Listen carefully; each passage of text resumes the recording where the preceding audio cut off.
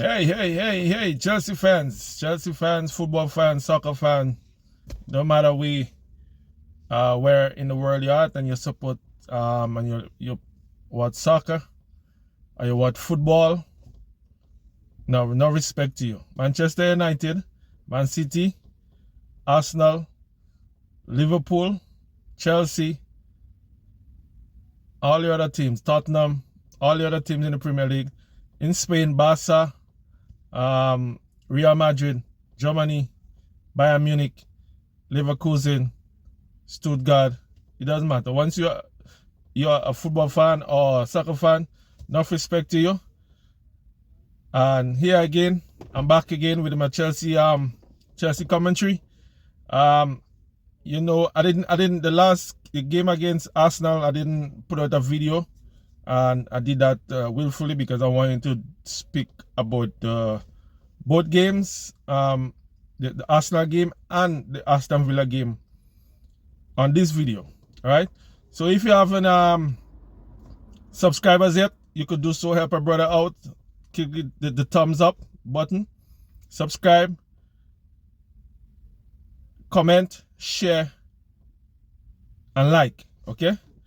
So we know the last game Chelsea played before Aston Villa, which is Arsenal, at the Emirates last weekend. And you know the outcome of the game. Chelsea lost 5-0. Was humiliated, one for a better word, humiliated by Arsenal, which the game itself, the whole, before the outcome of the game was questionable, and it looked fishy, meaning that the team selection for the game against Arsenal looked very, very, very fishy and suspicious. One, there was no Cole Palmer, right? All we heard that Cole Palmer he was ill and he couldn't play. What is the illness? No one knows, right? To me, that looks suspicious. The defense by Pochettino. Why would you had Silva and Chalobah played the last couple of games together, right? They defend well because we know Silva is the stalwart. He's the man that communicates with the guys in the back, and when any person playing alongside Silva plays well, right? And Chalobah himself have a little bit of experience in the Premier League. He won the Champions League with Chelsea, so we know he has some games in his belt, right? Now you put Chalobah on the bench, right? Leave Silva on the bench. I could understand Silva staying on the bench because Silva, because of his age, he cannot play so much of games at a high level, so close to each other. So okay, yes, I could excuse Silva staying on the bench coming in the second half, but Chalobah is playing good, right? And you leave him on the bench and bring in Badiashile and Disasi. Badiashile, this guy has been struggling all the games he played before. He has been struggling. If you look at the games that they played that Chelsea played before and Badiashile played in, goals come from around Badiashile area, right? He seems to be slow, lacking game time. And a team as Arsenal, I don't know what's the reason for Pochettino doing that. A team against Arsenal, you're going to put Badiashile and leave a Chalobah? That don't make no sense, right? So the result that they got was fitting because of the team selection, right? And that team Chelsea didn't turn up at all. Arsenal, and the way Arsenal played Chelsea, press them so that they couldn't get into the game, into the rhythm. Although they got into a little bit of rhythm for about 10 minutes, and we know we saw the situation with Jackson again in that game, right? But yeah, it was suspicious for me, right? Now, turning over to that game against Aston Villa. Chelsea draw 2-0. 2-2 on Saturday. Chelsea didn't show up in the first half too. Although again, chances is a big thing for Chelsea striker Nicholas Jackson. This guy is not taking his chances, man. I don't understand why he's not taking his chances. I think if Chelsea gonna keep him, he's gonna stay. A matter of fact, but he might be a backup for another striker in the next season. Chelsea need to bring in a specialist, maybe a former player or experienced coach that know how to teach finishing and calmness in front of goal, and work with Jackson. Jackson, there is signs that he could develop into a top striker because the guy have skill. He could dribble. He fights he fights for the ball. He press defenders, win balls, he could turn and run away from defenders. He has skill, but his finishing is lacking very bad, you know. So hopefully that he could work on that in the off season. Only do finishing drills and being calm in front of goal. And if he could improve that in the next season with the competition he's gonna be getting, because Nkunku will be fit for the next season, hopefully, because he was brought in to score goals, and you know the situation with him with injuries, right? So he's back on the injury list until maybe pre-season. Let's see what will happen. Right now, the last news, they say that he's training with the team, but we don't expect him to be back. Chelsea have 4 more games for the end of the season. Hopefully maybe 1 game or 2 games he could maybe get in before the season end. If me as Chelsea, I wouldn't risk it. I will leave him for a pre-season so he could, you know, develop himself during the off season physically, right? So yeah, but in the second half, Chelsea changed the strategy and they pressed. If you look at the pressed Aston Villa in the half, and Chelsea controlled the game like with the possession. The possession was on top, kept the ball, kept possession, pressed Aston Villa, and scored 2 goals. Right, the second goal by Conor Gallagher was brilliant. Was a nice goal too. Hence the reason why Chelsea shouldn't sell Conor Gallagher, but by the looks of things, it seems like he's gonna be sold for financial fair play reasons. I have a different view on that. I think Chelsea got a lot more players they could sell to offset the financial fair play. For example, they got Lukaku, who is on loan. They could sell Lukaku. Hopefully they will sell Lukaku for at least 30 mil. They have Ziyech. They have Kepa, that on loan with Real Madrid. They have these 3 guys is like combined could be about 70 to 90 million there already, right? They have Maatsen, that is he's on loan in Borussia Dortmund, and he's playing well in Borussia Dortmund as a left back in Borussia Dortmund. So most likely he's going to go for another 30 mil. You have Lewis Hall that is on loan in Newcastle. Not sure if Newcastle gonna make him permanent, but if they do, he's gonna go for like maybe 15 to 20 mil. So between 4 or 5 players, they're already almost 100 million there to sell already, right? So I don't understand why they keep pushing that they're gonna sell Conor Gallagher, and sometimes they even said that there's rumors that Reece James could go too, right? I don't see the logic behind it. People that's Conor Gallagher, you got to keep him in the team. You sell him, who you gonna bring in? You're gonna go and buy somebody expensive again, right? Unless you're getting an upgrade from Conor Gallagher, somebody a defensive midfielder, defensive-minded midfielder with experience. Then okay, someone that could partner Caicedo in the midfield, because we know Enzo Fernandez, he's not ready yet. He hasn't stepped up.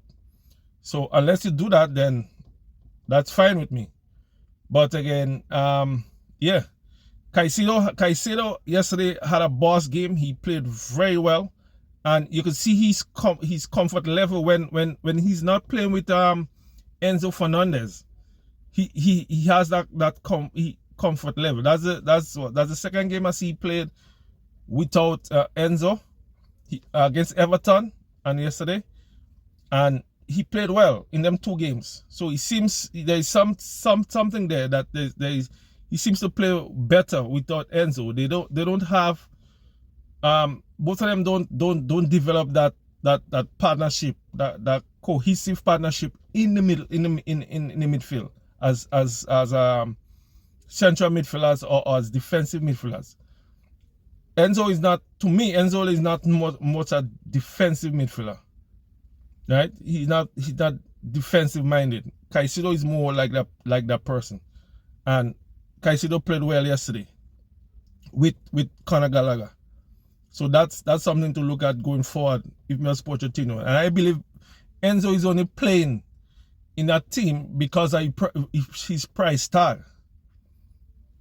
His price tag. If he was a bit cheaper, I don't think he would. To me, he wouldn't start, because he's not playing to the level of his price tag, right? Yeah. So we have we see the chances Chelsea got again. Chelsea could have won that game maybe 4-3. The keeper made a very good save from Cole Palmer. Very, very good save. And when I saw Cole Palmer going to goal with I say, okay, we win the game now. But kudos to the keeper, made a good save. And there was one disallowed because of it was a foul. Some people saying, oh, it was a foul by the shield, by pushing the defender in the back. It was a foul. So a draw is fair result yesterday, because he could have gone differently the way Chelsea was annihilated by Arsenal just a couple of few days ago, right? So, and then now we go back to the injuries again. One of my videos before, if you want to look back at my videos, you could go and watch my video. I have like 23 videos uploaded at the moment on YouTube, so go check it out, right? I spoke about the medical staff, the physios on Chelsea. They need to be replaced, man. I can't stress that no more. They need to be replaced. Okay, hence once again we have Chukwuemeka with a start and stop situation. Start stop. He's back on the injured list. He's back on the cannot play. But we know with Nkunku, start stop, right? Reece James in the beginning of the season, stop. No, he stopped for the rest of the season. Who again? No, we have Gusto. Gusto had a start stop too. No, he's back on the injured list, right? So I don't know what's the situation in there, but to me, they seems to not doing a great job in getting players fit and ready. And it's not a situation where they're rushing them back, because I realize Pochettino is a bit reluctant to give players game when they come from injuries. He seems to take his time and get them into the team. Chilwell is another example. Chilwell have a knee problem that sometimes he had to take the fluid out of it, and it seems to be bothering him. And to me, that might be the end of Chilwell career with Chelsea, because if he cannot get a knee situation under control, which means Chelsea will have to get at a left back or maybe two left back, because even Marc Cucurella, who in my view he's playing all right, might be sold too, right? So if he's sold in the off season, that's another 30-40 million Chelsea gonna get. So yeah, and they will have to get a left back. Now we have Lavia in the midfield, who's most likely gonna be coming back in the off season, in the preseason. So that midfield is looking all right. I haven't followed Lavia's yet because he came from Southampton, so I'm not sure how defensive minded he is. If he's that defensive minded, he could partner Caicedo, and Chelsea may not need to buy a defensive midfielder, but we definitely need a center back and a center forward. Those two, and two experienced person, not just any center forward and any center back. Two experienced person that could take that team to another level, right? So the next game in the Premier League coming up soon. Chelsea has 4 more games, so we're looking forward to see how they're gonna end the season. They are in 9th position right now. And another thing, a lot of people jump in on Chelsea bandwagon. Oh, Chelsea buy expensive players, and look where they are, But they're not taking, they're getting carried away by the pundits on the TV and not taking into consideration most of the players Chelsea have are just new players playing. Some of them playing for the first time. Yeah, this season is a long season. The season is almost done, and the players, taking a while, and all the injuries didn't help. Right? So we have a team, Manchester United, who has players on a team that has been together 3-4 years, and guess what? They're only 4 or 5 points above Chelsea. The coach has been there for, I think that's his third season. And watch where they are, right? And Manchester United is the big club, the biggest club in England, right? And look at where they are, right? And the owners make a big change in the team by bringing all these players on without no proper scouting to see how players going to come together. They just buy players because who knows what was they thinking, and give them this long contract, right? And it's going to be difficult to move some of them now with this long contract. Send them out on loan, and then who knows, right? But Manchester United is struggling too, right? We have teams, other teams, Brighton, who they say that there's rumors that the coach Chelsea may sack Pochettino and take De Zerbi. For what? De Zerbi haven't shown me anything better than Pochettino. A matter of fact, Pochettino took his team further in the whole season than De Zerbi. Yes,